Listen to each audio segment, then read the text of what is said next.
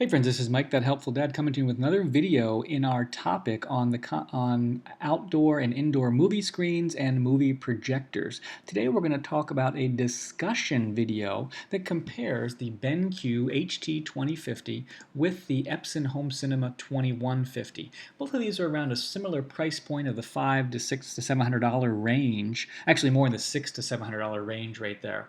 And we've got other videos about movie projectors like this or others, and again also movie screens as well too, that demonstrate the product. This video, it would really appeal more to people that are more analytical, that like to make spreadsheets like I do and that compare models and things like that, and are kind of deciding between these two models.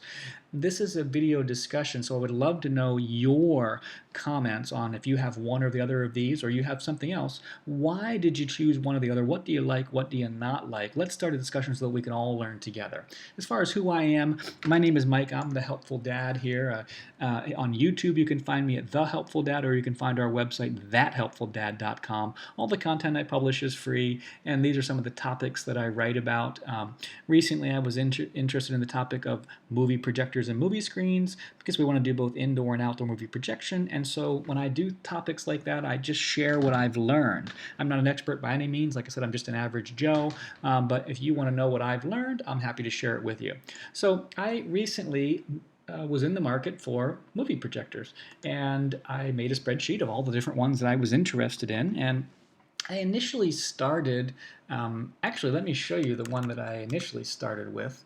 It is the BenQ projector. These are highly rated projectors. You can get them anywhere from $99 to $200, and I ultimately ended up going with this one here. I thought, 250 bucks, let's try that. It seemed like it got a lot of good reviews.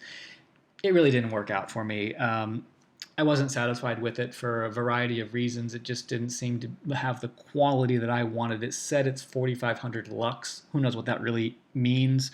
It just seemed like it had a very high brightness, but not really high contrast. And so I wanted something a little bit more. And so I started to narrow down my choices. And we're going to talk today about the two in green, the HT2050a and the Epson 2150. But there are other choices in this particular price point, and you can kind of see them for themselves. Names like ViewSonic and Optoma are there as well. And so I looked at a variety of things. What was the lumens? What was the resolution? What was the different ports? Things of that nature. And again, it came down to me ultimately to two of them, which is the BenQ HT2050a. It's a full 1080p projector. It's not 4K. 4K was really intended to put you over $1,000, and I wasn't really ready to do that just yet. It's a normal throw, and what that means is if you wanted to project, say, on a 120-inch screen, you need to be about 10 to 13 feet away. And that's the same as what the Epson is. I don't know if they give you the, 12 feet is 120. So you have to either have the projector, if you're going to do front projection, where in other words you're projecting it directly onto the screen and you're watching that screen and you're on the same side as the projector, you can do that. Or these can both do rear projection as well too, where you have the projector behind the screen and then you're on the other side. You certainly could do that. They're not short throw projectors where you can have them much closer to the screen. You can see the price differential right there. The BenQ does have a model that allows for that, but it's a couple $100 more if you want to get the same color accuracy that you can get on this particular model that I'm talking about. Or you can go short throw high brightness, but you may not get the same color accuracy. And for me, it was really important to get the best color possible. In this particular price range, I wasn't really limited in terms of space, so either one of these would work. So I kind of narrowed it down, and one of the first things is I noticed that the Epson had 2500 lumens and the BenQ only had 2200. So I started to do more research on that, and is that really going to make a difference for somebody at our average Joe type level? And what I did see is that many websites did continue to say that the Epson 2150 did have a higher brightness, and it was a brighter picture. If you go to YouTube and you go to different video people, this Mr. 4K Upscaler, he's got a lot of good videos on YouTube. I encourage you to check him out. He has a video about the Epson 2150. It seems to me that he really likes this particular one, and he's got a lot of great points on why that's a good choice. He also has some comparison models as well too. It does show that the Epson is a brighter screen, but there are other videos that show that either you don't really notice the difference, or although the Epson is brighter, the contrast in terms of the details seems to be a little bit better for the BenQ. And again, maybe at the average Joe level, we're not going to notice the difference, but I do want to give fair balance and point out that the Epson is definitely seems to be brighter on multiple reviews that I've read, and it does have a higher contrast ratio. I mean, a much higher contrast ratio, 60,000 versus only 15,000. Although I have read that sometimes you may not necessarily trust the manufacturer's notes on the actual contrast ratio. The real key difference with these is though they're both 1920 by 1080p, which is full HD, they have a different type of display. The BenQ is DLP technology, and the Epson is 3LCD. And so the Epson is going to have a fan that runs at a higher decibel level. You can see that right here. It's this 37 versus 29. What you continue to read on reviews is that the Epson fan, although it's higher, it's not necessarily one that's going to make you not enjoy the video. You can definitely hear it, supposedly. I'd like to know your viewpoint. If you're an Epson owner, can you hear the fan? Does it bother you at all? Whereas the BenQ is consistently rated as a very whisper quiet type fan. Also, the Epson 3LCD does have filters that need to be changed occasionally. They're about $20. It doesn't look like they have to be changed very often, so I wouldn't let that bother you right there. But the DLP technology does, if you read the actual reviews, like if we were to go into the review here on this particular one, this projectorcentral.com is a great website. The BenQ has one of their highly rated awards. And the BenQ, if you look at this particular one right here, you'll notice that it really gives you a time and again in reviews like this, it talks about how the contrast and the darker blacks and the color brightness are all there.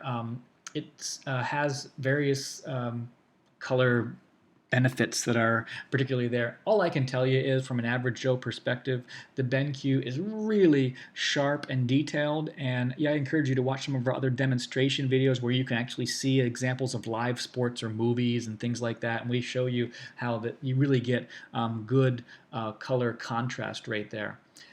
Also, we have other videos, and when we talk about this concept of the brightness, whether the Epson is particularly brighter than the BenQ, it may be brighter, but it doesn't really make a difference. I have a demonstration video where I actually show you, let's see if we can find it right here.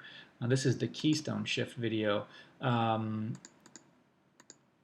This is an example of the BenQ. We're watching live sports right here, and the lights are completely on.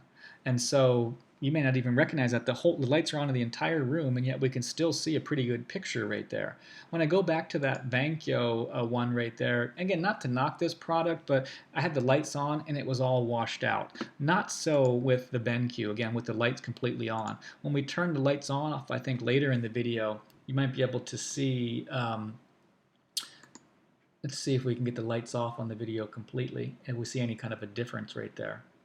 So there's the lights off, right? So lights on, lights off. Obviously, it's a better picture with the lights off, but the point is, you could use the BenQ with the lights on, or if you're going to take it to an outdoor movie night and you had some ambient light outside, that the BenQ's 2200 lumens are still more than enough. So the bottom line is, although the lumens are slightly brighter with the Epson, because that contrast ratio is what it is with the BenQ, the DLP technology is still a quality content. So I guess what I'm saying in a very long-winded manner is I wouldn't let the less lumens stop me from buying the BenQ if I was interested in DLP technology.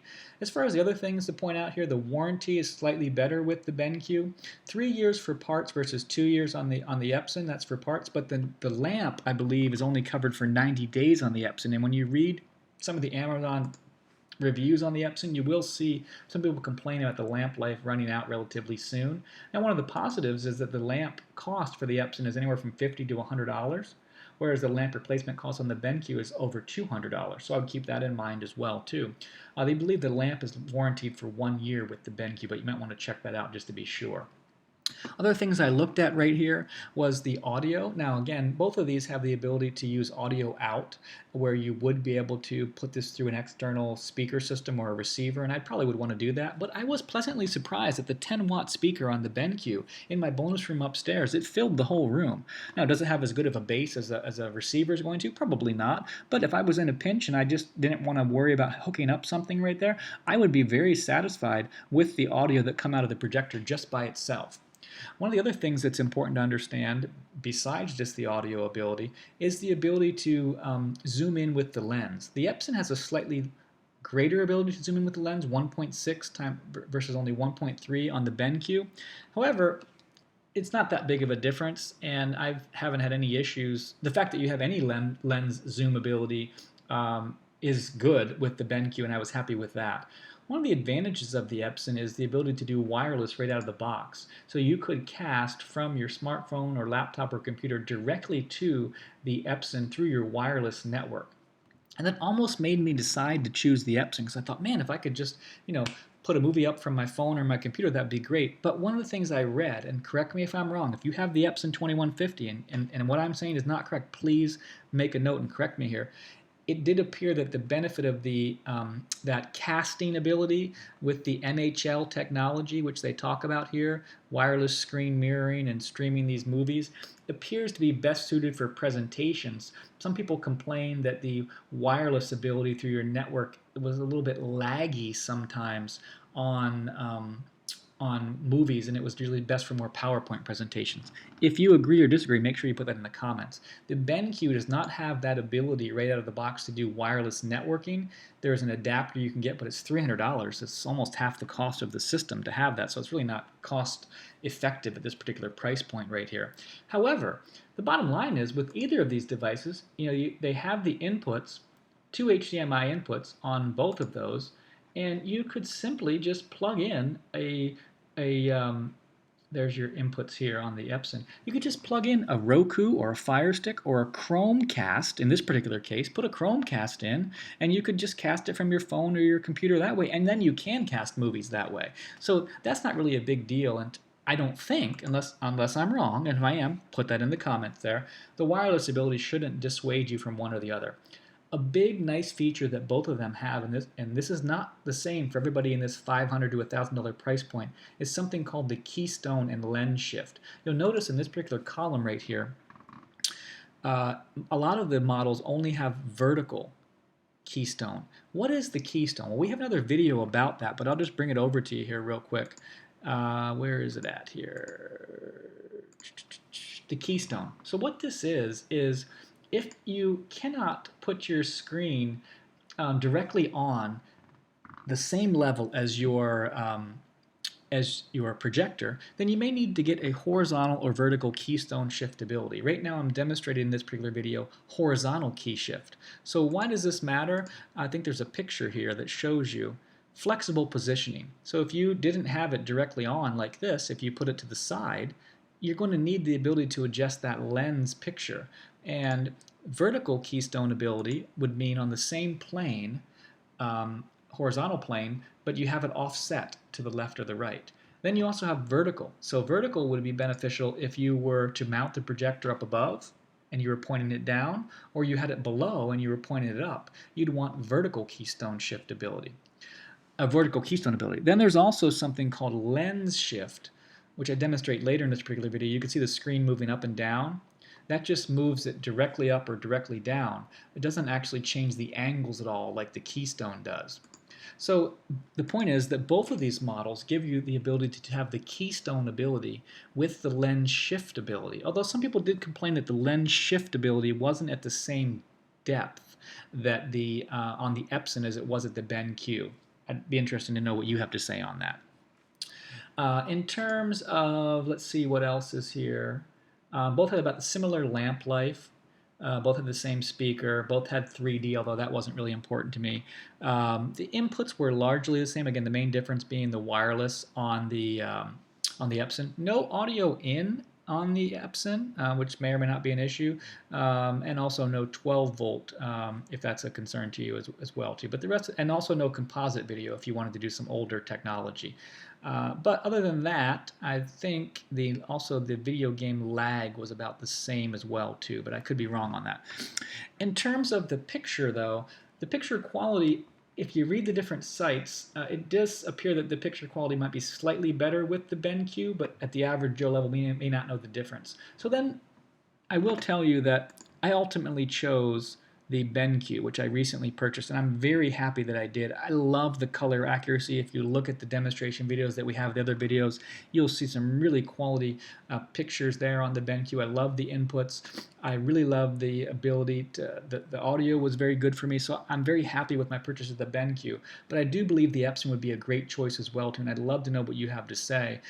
I looked at the BenQ other models in terms of the short throw model, and ultimately, I did not choose that particular model because it only had the 5-watt speaker and it only had the vertical keystone shift. So that didn't work for me. And then I also looked at the shorter throw with better color accuracy, 2150. And again, it didn't seem to be enough to merit the extra $100 or $200 spend right there. For me, the BenQ 2050 was the best choice, and I believe it was the newest model, if I'm not mistaken, as well too. We'd have to confirm that just to make sure. I'd encourage you to check that out there. I then looked at other videos in terms of video reviews. This particular guy here, Majestix, he's got some good videos on the BenQ HT2050. I'd encourage you to check that out. You can see, look at the ratings on that, very highly rated there. And then Mr. 4K Upscaler has really excellent videos on the Epson 2150. So I give a shout out to both those guys for the quality content that they produced right there. I then looked at, maybe should I buy the BenQ HT3050? Maybe there's some extra benefits right there. But when I watched the content, it didn't really seem to be much of a difference right there in terms of the benefits of the HT3050. Why spend the extra money if you don't necessarily have to? It looked like the 2050 was just as good for me. But ultimately, I went back to this projector site again and again and again, and I let's say if I wanted to add, let's say, where's that BenQ 3050? I wanted to add that to my list. Not even the 3550. It's so easy to add content right here, and then you can get them all comparison together. So there's the 2050 and the 3550. Look at the difference in price.